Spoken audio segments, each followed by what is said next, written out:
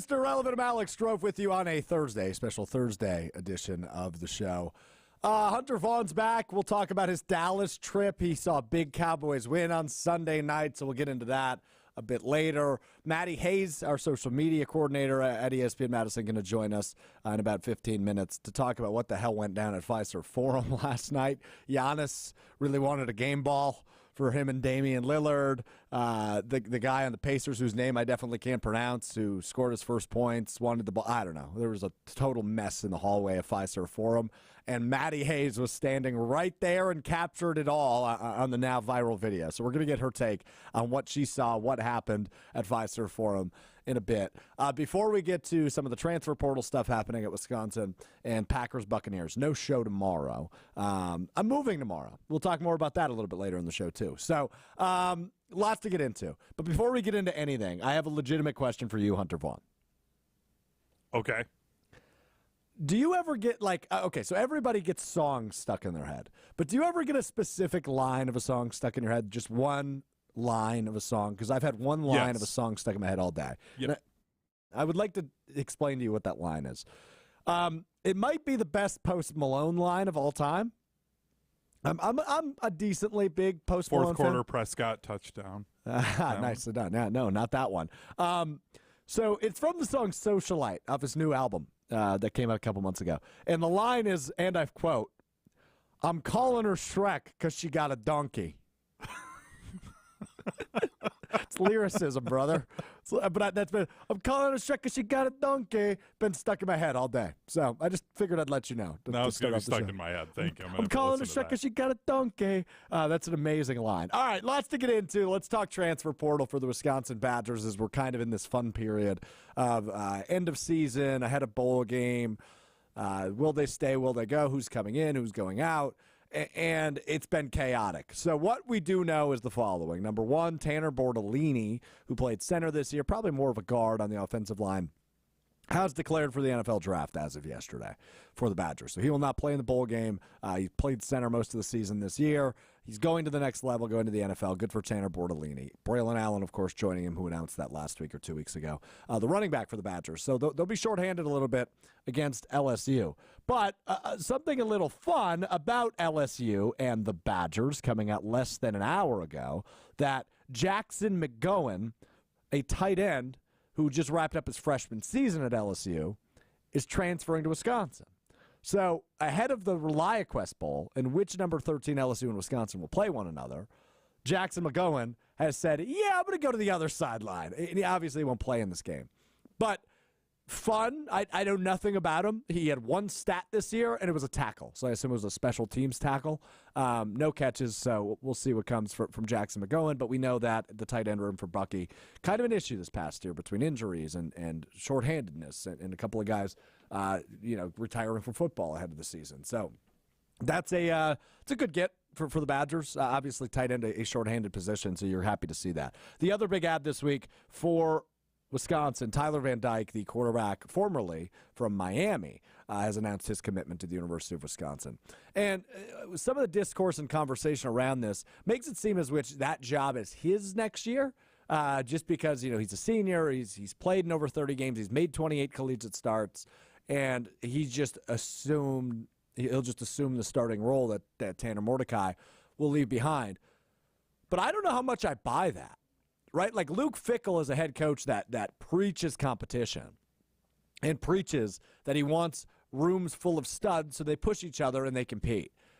I still think Braden Locke could win the starting job next year. I also think an incoming freshman in Maber Matoyer could still win the job. I think Tyler Van Dyke is an interesting ad for the Badgers. I think experience, specifically at the quarterback position, is really hard to find at the collegiate level, because how do you gain experience?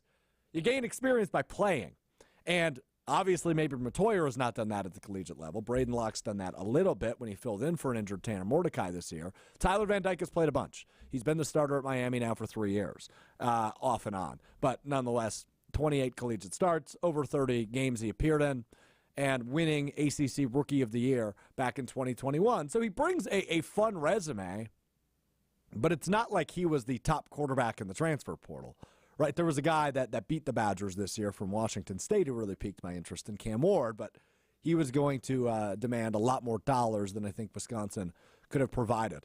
So the transfer portal, it's positive and it's a negative. I think when you're a team like Wisconsin, who's in going to be in year 2 of a new staff, you're going to fill a lot of holes with the transfer portal. However, the transfer portal is also going to create a lot of holes for this Wisconsin team. Wide receiver position. We've seen now 3 guys enter the portal at wide receiver.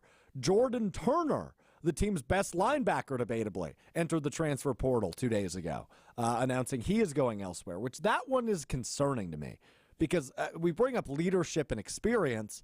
That's Jordan Turner at that linebacker position. He would have been the guy next year for Wisconsin, but he decides to go elsewhere, and he's going to go somewhere big, right? Like he's going to be a Power 5 guy. You don't always see that with guys that transfer, or if they're leaving Wisconsin. Like I think of a guy like Skylar Bell, who, Hunter, I know he's our guy, right? We both love Skylar Bell, but he's going elsewhere, and he's probably going to go to a mid-major. His best offer that I've seen, because I still follow him on Twitter, is UConn. Does that mean you're not going to follow him on Twitter anymore? Well, I don't know. I'm still following him. Like, I'm almost having fun seeing what, like, Northeastern school is offering him, because it's like UConn, UMass, like it's all of these random schools. But for a guy that had a couple of drops this year, didn't get a ton of reps this year, those are still fine offers. You're not going to be competing for a national championship at those schools, but UMass and UConn, it could be worse. UConn's on the rise, football-wise. Yeah, they're fine offers, or you could go and work on the issues that you have and stay at a Big Ten school and compete in the Big Ten. But you think about a guy like, and why I bring up Skylar Bell is because I think of a guy like Jordan Turner. And Jordan Turner is going to get offers from, and this isn't, I know nothing. I'm just speculating and throwing out random schools for the sake of the example. But he'll probably get offers from Michigan, Alabama, maybe, right? Maybe not Bama, but like a Georgia or a Ole Miss, LSU, Ole Florida. Miss, right? Florida, right? Like so, like these big schools that are going to be competing next year. And I imagine Jordan Turner is going to land in a really good spot. So I'm happy for him. I'm just not happy for the Badgers. When you lose somebody of the caliber that Jordan Turner is in, that's concerning to me, right? It's 1 year in a new staff. Clearly, they didn't win him over. And, you know, I understand fans like to subscribe to the philosophy, if you don't want to be here, then leave. Thanks for your service, right? And I get that. But this is the most concerning in or out transfer for Wisconsin that we've seen thus far. You could make the case as well, Chimere Dike being an in-state guy, having 1 year of eligibility left, being a leader and a captain for this team, that one's concerning too. But Jordan Turner was going to be the anchor of this front seven next year for Wisconsin, and now he's gone. So I don't know if there's more to talk about. I don't know if more is happening. I don't know if this is a coaching issue. I don't know if this is a philosophy change issue. But clearly Jordan Turner leading the program, that is concerning to me. I wish him the best. I think he'll be successful wherever he goes. He's an NFL linebacker. But you'd really like him to stick around and be the anchor of this front seven next year. So certainly concerning for the Badgers. The portal isn't regulated. In fact, what happened yesterday, Hunter, the Supreme Court, I think it was, pretty much said if you're a transfer leaving for the second time in 2 years, you're good. You can play right away. They got involved in the transfer portal.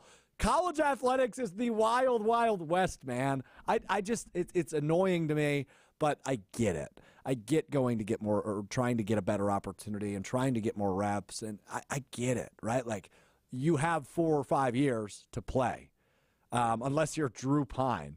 Did you see this story, Hunter? Former Notre Dame quarterback Drew Pine. So I think he was at Arizona State this year. Is that correct? So Pine is going to transfer back to Notre Dame just for the academic semester, the spring academic semester, to finish his degree. But he still has 3 years of eligibility left after he will finish his degree this spring. He's going to play football elsewhere. So he's not going to play football back at Notre Dame. He's going to transfer back to Notre Dame for 1 semester, get his degree, and then has 3 years of eligibility left. The dude could legitimately be like getting his doctorate by the time his eligibility runs out. He's going to be one of those guys that's in college for 10 years and have college eligibility left. I miss the good old days of guys who, and I've always heard this story before the transfer portal, where guys were like, yeah, you know, you've got your 5 years basically to get through your 4 years of playing. Yeah. And because you're on campus all year, you just keep taking classes, so you have less classes in the fall. You end up basically getting your master's by the time you're done with those 5 years. Mm-hmm. And it's like, okay, that's great. These guys could be going on to get their PhDs, and it's just ridiculous, and I hate it. And I also imagine if my dad, if I was a high-level college athlete, and I told him, yeah, you know what, I want to go and transfer because I'm not going to get playing time, how pissed he would be with me. He's like, no, you made a commitment. Go get better and earn your spot and just deal with it. I think that's fair. I think the truth is somewhere in the middle, right? Like the solution, rather, is somewhere in the middle of just like sticking it out. You made a commitment, stay committed. I get change of scenery, right? I mean, one of the oldest cliches in sports is a change of scenery can be really good for some players. And for guys like Skylar Bell, I think it will be. I think he'll be really successful at a UConn or a UMass. And maybe Wisconsin isn't the end game for him. But for a guy like Jordan Turner and Chimere Dike, who were leaders on this team and have been here for several years and have been starters for several years, it just makes you go, I wonder why. I wonder what the reasoning is behind that. Because for some of the other guys, Alexander Smith, a cornerback who's transferring elsewhere, I get it. Like, I get a change of scenery is going to be nice for him. But for Jordan Turner, you can pretty much go anywhere, dude. You're an NFL linebacker. So anyway, we will see as the transfer portal shenanigans continue over the course of the next couple of weeks as we lead up to the ReliaQuest Bowl on New Year's Day between LSU and Wisconsin. Has Jaden Daniels made a decision yet on whether? Like, I assume he won't play, but he hasn't declared for the NFL draft yet, I don't think. No, he hasn't yet, and I feel like he'll probably be like a Senior Bowl guy. Yeah. So he's not going to play. Like, no. I'm not basing that off of any information I might have, but he won't play. It's going to be a weird game. Speaking of weird games, how about Sunday? 2 of the 6 and 7 teams in the NFC going head-to-head at Lambeau Field. By the way, both of these teams would make the playoffs if they started today. Tampa Bay, the Buccaneers, in first place of the NFC South. They would be the 4 seed. The Green Bay Packers, 6 and 7. Right now, if the playoffs started, would be the 7 seed in the NFC. They'd be the last wild card team in. So this game on Sunday at Lambeau Field, big playoff implications for both teams. Packers lose, they're going to be out of the picture. Bucs lose, they will be out of the picture, likely, depending on what shakes out in the NFC South this weekend. So this is despite 2 teams with under 500 records, this is a very, very intriguing game. The Packers, as we've known for the last several weeks, dealing with the injury bug quite bad. They are dealing with Christian Watson with a hamstring injury. Luke Musgrave still on IR. Aaron Jones still dealing with the MCL injury. All 3 of those guys probably won't play offensively for the Packers, who looked really, really, really bad on Monday night against the New York Giants. Now, you could probably make the case that Monday night for the Green Bay Packers was the lowest of lows for this team. But you could also make the case that Detroit and Kansas City were the highest of highs for this Green Bay Packers team. What is this Green Bay Packers team? As Matt LaFleur took his first ever loss as a head coach in the month of December on Monday night. The answer is we don't really know. Somewhere in the middle, probably, between really bad, what you saw against the Giants, and really good, what you saw against the Chiefs. But can they perform at that level or somewhere close to that level that they played against the Chiefs with consistently? And my answer right now is I'm not feeling super optimistic about that. I think they're a fine team. I think they're a team that should win on Sunday against the Tampa Bay Buccaneers. But I'm not feeling super great about this game, if I'm being really honest with you. Like, the Buccaneers are nothing special. They're sneaky okay. They're sneaky fine. But they're not sneaky good. Baker Mayfield, probably not the franchise quarterback for the Bucs. As much as I like Baker, I know a lot of people don't. I like Baker Mayfield. I think he's a fine quarterback. Their offense is solid. Rashad White, their running back, having a nice year. Mike Evans, again, a 1,000-yard receiving yards year for him. He is just such a machine. And without Jair Alexander, by the way, defensively for the Packers, maybe, again with the shoulder injury, the AC joint injury, you are intrigued by what comes of this one. I think it's going to be another sloppy, weird game that maybe the Packers pull out narrowly. I wish I could sit here. You know me, I'm so reactive. My mind changes by the hour with this Green Bay Packers team, but I feel like they win in a really tight one, like 21-20, ugly, gross game that they win very narrowly is kind of where my head goes for this one. So we will see. We'll be back Monday to react to it. I'm not feeling super good about this one. And, last week we're looking at the last 5 games for the Packers. We're thinking, 4-1, no problem. But they go to New York and they can't even win that one. And it was the worst game they've played in a long time.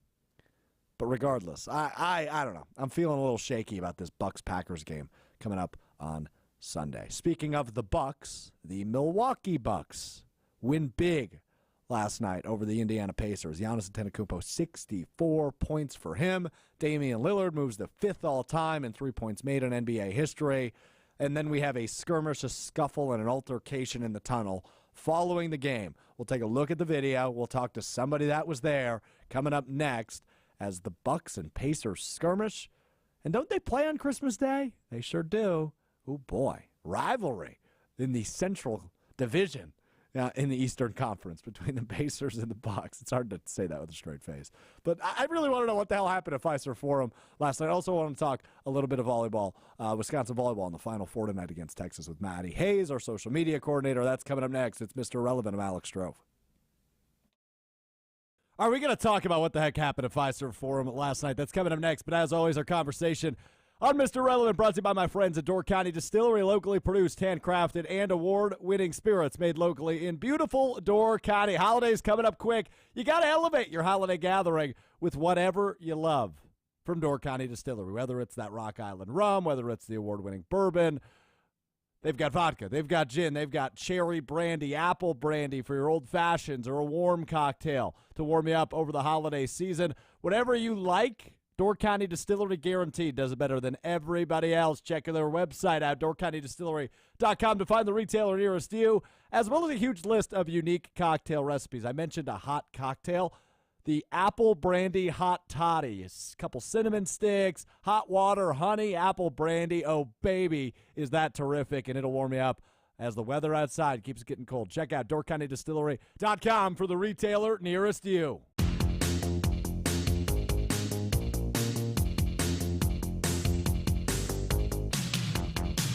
I love delusional people. Oh, sorry, you haven't introduced me at all. I think that's a good way to start this. Maddie Hayes joins us now. She's our social media coordinator here at ESPN Madison. She was in the hallways of Fiserv Forum last night as a skirmish, altercation, fight breaks out between the Milwaukee Bucks and the Indiana Pacers, following the Bucks putting up 140 points, Giannis putting up 64. Damian I think I got the best video of it, too. Yeah, you're viral. Brandon Jennings shared this Shout video. out. Bucks and Six. Bucks and Six creator, former Bucks point guard, Bucks legend, shared that video on Facebook. So we've got it popped up on the video stream if you're rocking with us live. And if not, if you're listening on the podcast feed, you can find it on ESPN Madison on social media, whatever app you choose. So essentially, what my understanding, and I didn't watch this game last night, so Maddie, walk me through if I'm missing anything. My understanding is Giannis scored 64, which is his career high, most points scored in a single game in Bucks history. Very heated game. Very heated Chippy? game to start off. Well, Bobby got in a fight. He got kicked out, right? Before that, just physical from start to end. Giannis had some hard falls, and the crowd was into the game. That was a big thing. The crowd was really into the game. Every time, a big foul happened, the refs missed a couple really big, not big plays, but they missed some obvious things early. So the crowd was already pretty, heated into it. Interesting. So after the game, Giannis wants the game ball. Yes. And the Pacers took it? Yeah, so it's up for debate because now you can go look back and there's a game ball and there's a spare game ball that they have just in case anything happens to the game ball. Right. So there's debate who has the game ball and who has I forget the name of it, the extra ball. Okay, the replacement ball, I guess, is what we can call it, right? There's an official term for it, but I don't remember what it is. Okay, that's okay. We don't need to use official terms on here. I don't think we're a very official show. I wore this sweater last time I was on the show. Wow. No, I really did. Okay. Okay, cool. Pfizer. Cool. Wait, so hold on. So is that a bad thing? Or are you worried that people that watch the show regularly are going to judge you because you wore the same sweater 2 months ago? Maybe the fans will think it's I'm a character when I just wear this sweater when I'm on. Maybe you do. Yeah. Who knows? So 64 points for Giannis. He wants the game ball. He runs to the Pacers locker room. Yeah. Well, he runs the tunnel that connects both locker rooms. Okay. Sprinting, right? sprinted. What a weird dude. Yeah, he is a weird. Sprint, like the whole team's celebrating, like good team win, whatever. He sprints to the tunnel. Meanwhile, I'd come down from the media section like 1 minute early because I'm like, this is a big game. A lot happened. I want to make sure I get a good spot for post game. So I'm literally standing like right there, and all of a sudden, the Pacers and Giannis, and then eventually company comes to like back up Giannis. Okay. Are all scuffling. And it was like there's police and security running there. No one knew what to do. They're trying to like close the doors on the media. It was something I've never experienced before. So the Pacers kept the game ball, my understanding, and tell me that this is wrong, but Oscar Shibwe scored his first career point yesterday. Congratulations. Right. Congratulations. But he did score a point Yes. in the NBA in-season tournament championship game, which they lost to the Lakers in. And that game specifically does not count towards the NBA stats. Oh, So that's good to know. Shibwe scored a point in the championship game in which the Pacers lost, but it doesn't actually count towards your real stats. Could you imagine that as your coach? You're like, oh, Dame just hit the 5th most threes of all time. Giannis just scored 64. Let's steal the game ball at someone else's court and give it to this guy. And give it to Oscar for his second career point, actually, because he had a free throw in the championship game. But their whole defense when you went to postgame was that wasn't the game ball. They're giving him the backup ball. The replacement ball. But Giannis said, go check this on our socials too.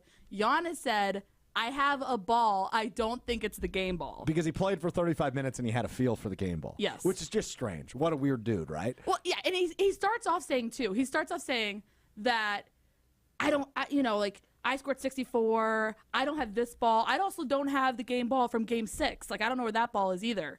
So I don't have either of these game balls. So he gets really defensive. And then he goes, well, I was going to give the ball to Dame anyways. It was a bit. I'm like, no, you weren't. You weren't going to give that to Dame. You wanted that ball. Interesting. Yeah. What a weird dude. He's so weird. Can we just appreciate how amazing of a soap opera the NBA is? And it's not even Yes. scripted. Oh, no, Like, the yeah. WWE is scripted, The so, NFL like, is I just shut scripted. it off. Yeah, the Yeah, NFL Italians is scripted. can't play quarterback. No, I'm just kidding. You said it, not me. I'm Italian, so I can make that joke. Tommy DeVito. Big game for him on Monday. No, yeah, I think that's my favorite thing. But this is why the NBA is literally my favorite. It is like a soap opera, and I'm in for it.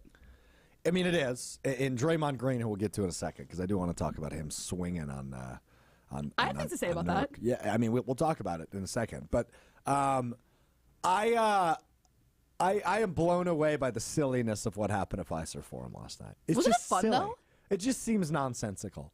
A new rivalry is born. Absolutely, in the Central Division between the Pacers and the Bucks. But Between Indiana and Wisconsin, the two like friendliest nothing states. Like, so you grew up and lived in Ohio until like a year ago. period, King. Yeah, that's a fact. Don't call me that, though. So, you're such a strange woman. Okay. I have you been to Indiana? Didn't we go to Indiana together? We did go to Indiana together. That's right. You're the dumbest person in the world. We did. We road trip there for Big Ten Media Day. We did spend 2 days in together. Indianapolis. We went out in Indianapolis. Nice city. You rode the scooters around. I did. I always It do is that. a nice city, and honestly, it was really cool. It was super walkable, and I could see like a lot of fans being super into that franchise. I was going through my Lyft account the other day. So Lyft is obviously like Uber, but I Lyft, cannot believe you asked me if I've ever been to Indiana. but Lyft also does scooters in bigger cities. So I was going through some of my charges over the tenure of my being, and I noticed that one day when I was in Denver this past February, I had 7 scooter charges on the same day. I rented an electric scooter 7 separate Was that times. Colorado or Indianapolis? Yeah, that was Colorado. Yeah, when I was in Denver. literally, I think you'd gone to Colorado right when I'd moved to Wisconsin. Yeah. And I feel like you came back. I didn't know you that well then. Like, we're cool. Yeah. I heard for a week straight about these damn scooters. Like, that's all you talked about. I was like, yeah, the scooters. Those electric scooters are so sick. So fast forward to Indianapolis, which we were both at. In July, yes. And we were in Indiana together. Stroke yes. sees this scooter, And me and Colin Russo, we're like walking, and Stroth is just like zooming back, like back and forth on these damn scooters. And me and Russo are like, dude, like, come on. So Like, I let's just go. eventually picked it up, and then I dropped it on my right foot. And those things Oh, are. because you were trying to carry it up the stairs to get a picture with your scooter. And the Peyton Manning statue you outside wanted- Lucas Oil Stadium. You Yeah. wanted the scooter and Peyton Manning in the same shot. Do you have that picture? Yeah, I have that picture. You never sent it to me. Yes, I did. No, you didn't. I I haven't seen guaranteed it. I did. I don't know that there's proof of this picture existing. I'll post it. You can post it on Mr. Relevant. You post it on your Twitter. I will. Yeah, at Alex Strofe. Underscore, but yes. Alex_Strofe. Thank you for the plug, Maddie, on my own show. I appreciate it. Maddie, Well, I don't want to said this post it on ESPN Madison, so I need to make sure some people go there. on Mr. Relevant. Talking about what happened at Fiserv Forum last night. So, who's in the right? I mean, the Pacers are crazy to think. Okay, again, who knows what ball's what? If they actually have the game ball and the Pacers thought they should have that ball, that's insane. I would agree. Like, you have two players on the Bucks that had historical nights, and it's their home court. That makes no sense. I tend to agree. I hope Oscar Shibwe gets something, though. They should give him like a... Well, he can have the backup ball. Well, I know at Packers games, they'll give you a sticker that says, like, my first Packers game. Oh, like Disney World. And I was talking to my buddy Dawson this morning. He's going to his first Packers game on Sunday. And I encourage him to go get a my first Packers game sticker. I think they should give Oscar Shibwe a sticker that says my first NBA points. Well, Just like put it on the jersey and then frame the jersey. what do you think, both you guys? Can you tell if like, do you believe Giannis when he says... I do. Yes, those guys at that insane level, like, you make the joke, your dad, LeBron James. Period. He absolutely can tell. Probably after sometime in the second quarter of an NBA game, he would be able to tell the difference between the ball. And we've seen him go when the Suns and Lakers played a few weeks ago. They were debating whether or not they kept the game ball because it got wet. Somebody spilled a beer on it or knocked over a soda or something. Mm-hmm. And then they wanted to go to the replacement ball. The referees did. But LeBron was bouncing the game ball even though it was still kind of wet. And he handed it to Devin Booker, and he bounced it. And they're like, hey, let's keep this ball. Even Yeah. though it's wet, let's keep this in play because we have a feel for it. So, yeah, at that level, yes, people – Yeah, I agree. we call Giannis weird. All of the NBA is weird when it comes to specifically the feel for the basketball. So I believe him, yes. And I Okay. believe he doesn't have the game ball. I think he would know, which is strange, but I believe him. I want to Who see the did- Bucks every time they go to Indiana now. They take the game They ball. take the game ball. For some reason. Just Yeah, this will be make up fun. some So reason. I said before that they play on Christmas. They play on New Year's Day, and then they play again 2 days later. So The Pacers and Bucks? the Bucks host the Pacers Wow. on Monday, January 1st, and then on Wednesday, January 3rd, the Bucks go to and the who Pacers. do they play January 25th and 26th? I assume it's the Cavaliers. Oh, I don't know. 24th, and 26th. Oh, could be. I don't know. Yeah, Cleveland Cavaliers back-to-back at Fiserv Forum. Wow, okay. I wonder who will be at both of those games. Oh, the funny. Cleveland native or the Also, Akron December native. 29th, I'll be in Cleveland, and the Bucks are playing in Cleveland. Okay, are you going to go to that one? I'm going to try to get a little credential. Ugh, I didn't like that. I don't like that at all. All right, grow up. You're telling us to grow up? Yeah. You're a strange person. All right, last thing. Draymond Green swings and hits the face of Yusuf Nurkic. I think I'm probably saying that my wrong. gosh. But that guy's nuts. He loves throwing punches. I heard something interesting on SportsCenter last night, and it was like not one of his teammates like sticked up for him. Not one of his teammates were like, "Oh, well, when he gets super into the games, they're like, that's just how Draymond in." They're just like, "Yeah, like he's got to fix this." Yeah, he's gotta not one figure of his it out. coaches, not one of his players stuck up for Draymond. Yeah, he's suspended indefinitely for repeated history of unsportsmanlike acts. That's what it's listed as. For Draymond Green of the Golden State Warriors, who, pretty much did a full 180 and just struck Nurkic in the face. Pretty wild. Is it weird that Draymond's fights have mainly been with European players and then Giannis has this happen in the same time frame here? It's funny you say that because I was listening to, no pun intended, on Sportsmanlike on ESPN Radio this morning. Yep. And they were talking about that. And, I don't know what's up with that. And then Kevin Durant, who obviously played with Draymond for 3 seasons and is on the Suns now, says, I hope Draymond gets the help he needs. Yeah, and he also admits that he needs help. And do you believe that he believes that? Who, Draymond? Yeah, or is it just something he's saying that He's got some anger issues, for sure, which is why we go back to the NBA is the greatest soap opera that exists. It truly is. I mean, you do not see this stuff anywhere else. Who was the guy that always got in fights in the NFL? He was a cornerback for the Tennessee Titans. Him and Andre Johnson I was got going into to it. say Cortland Kendrick Perkins. Finnegan. Thank you. Cortland Finnegan is the name I was looking for. Nicely done, Hunter. welcome. He had anger issues. He loved to scrum and get in fights, but that's kind of a cornerback mentality, right? Like, Draymond is like, I don't want to call him a fake tough guy because I would not want to get in a fight with Draymond. He's also a flopper, though. Yes. Do you know what I mean? He's a flopper, overreact. Like, he said, like, oh, I was just trying to sell the call. And he's both. He's like a bully and he's a flopper. He is a bully and a flopper. All right, last thing for Maddie Hayes before she leaves us, departs us. Ooh. Wisconsin volleyball, Final Four tonight. This is so exciting. They play 2-seed Texas and Tampa, Yeah. Florida. If they win, they head to the national championship game Sunday. They won the Mm-hmm. national title, of course, 2 years ago in 2021. You've been to a lot of volleyball games. Big volleyball girl. They're very good. They're very good. I've watched quite a bit of Wisconsin volleyball. Some with you, in fact. Yeah. I know nothing about Texas. I don't know that you do either. Oh, yeah. I really dove into it. As you should. As you should. I'll tell you what, though. I don't know. Did you have a question? Hit me with a volleyball take. I'll tell you what, though. First of all, when they were struggling earlier in their season, when they lost to Purdue and Penn State, they didn't have their whole lineup. Now they have their whole lineup, their whole rotation. If they start fast and if they win the first set, they're winning. If they win the first set, they are winning. What if they lose the first set? That'll be tough. Then it's probably going to go if they don't win the first set, it's going to 5. I'll say that. Okay. I think it's going to go to 5 regardless.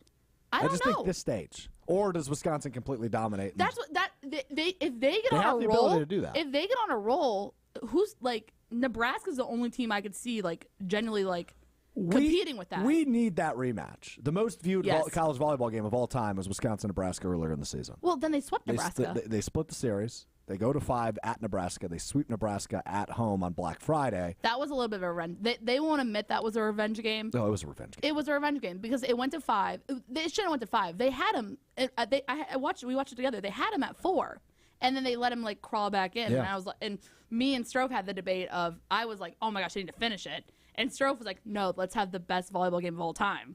Yeah. And let it go to let's have 5. it. Let's- But then it was bad though because they ended the game on like not a terrible call, but just like a dumb way to end the game Correct. on a call. Yeah, it was on a challenge. Yeah, on a challenge, and it was game over. Wisconsin, Texas tonight, 8:30-ish Central Time on ESPN. Volleyball taking center stage. I Temmie love is it. going to eat. That's my take for tonight. Temmie's going to eat. Okay, I like it. I like it. I also have breaking Cleveland Browns news for you. What? I can't take any more breaking news from the Browns. What? Joe Flacco signed a 1-year deal with the Cleveland No Browns. way. Joe no Flacco's way. back, baby. Joe 1 Flacco's year? got a 1-year deal. Yeah. No way. Yeah, he's back. Wow. Good news? Bad Hey, news? wait. I have a quick question. I thought about this if I was in Cleveland. This would be my poll question. Okay. Who has been Such your a content brain, yes. Who has been your favorite Cleveland Browns quarterback since like the last 3 years? So what are your Baker, options? Okay. Jacoby Brissett, Deshaun Watson, Joe Flacco. Not Deshaun Watson, I'll tell you Period, that. King. I think I'm going Baker or Joe Flacco. I'm a Okay. big Joe Flacco. I like Jacoby Brissett too, though. Jacoby's your pick, right? Yeah, I'm a Baker girl. I'm a Baker bro. But Baker this Sunday at Lambeau Field. You know what? I think I will go Baker because he beat the Steelers in a playoff game. He did. But Jacoby was so solid. For a backup quarterback, Jacoby was so solid. And sorry for the Browns talk. I didn't expect this, but you never know what'll happen on this Baker show. is the runaway, clear-cut guy. I don't know about that. Okay. I don't know about that. Really? Okay, I'm done having this conversation. He played hurt. We're done. We're done. I only had it for 2 years. We The can only have it Baker for 5 more Mayfield minutes. conversation allowed in the show is if you're talking about the Tampa Bay Buccaneers, the Green Bay Packers' next opponent. That's the rule I'm implementing. I would Maddie say Hayes. Jordan. Okay. What were you going to say?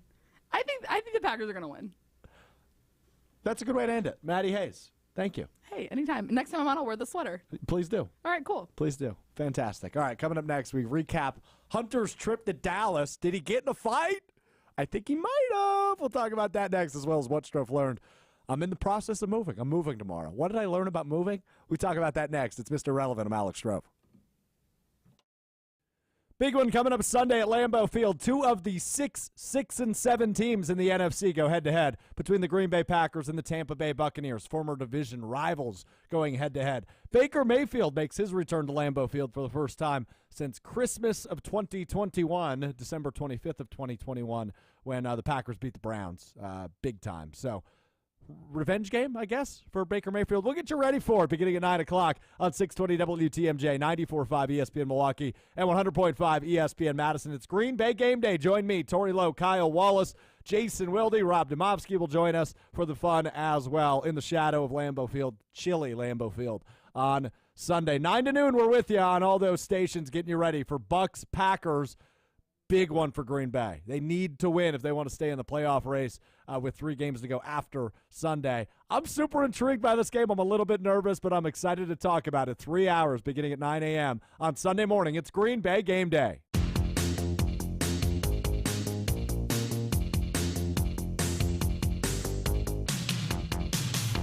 All right, let's wrap up the show with producer Hunter Vaughn back. Good to see you, pal. How are you? I'm great. Had a great time in Dallas. Big win for the Cowboys over the Eagles on Sunday night. Really good game for Dallas. Yeah. Is Dak Prescott the MVP favorite at this point? Would you say yes? Absolutely. Yeah. Okay. Oh, you don't even think it's close? No. And the reason is that the 49ers and Brock Purdy, like the 49ers' entire team is talented. Tony Pollard's not Christian McCaffrey. It's true.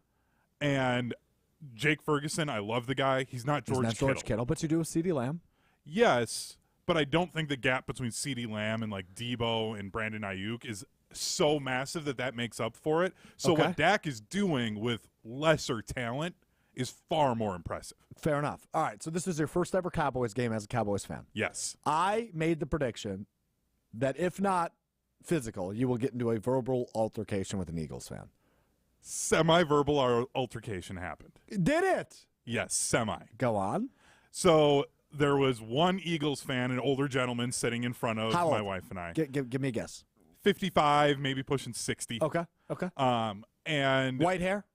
Gray hair? No hair. No hair. Like Yes.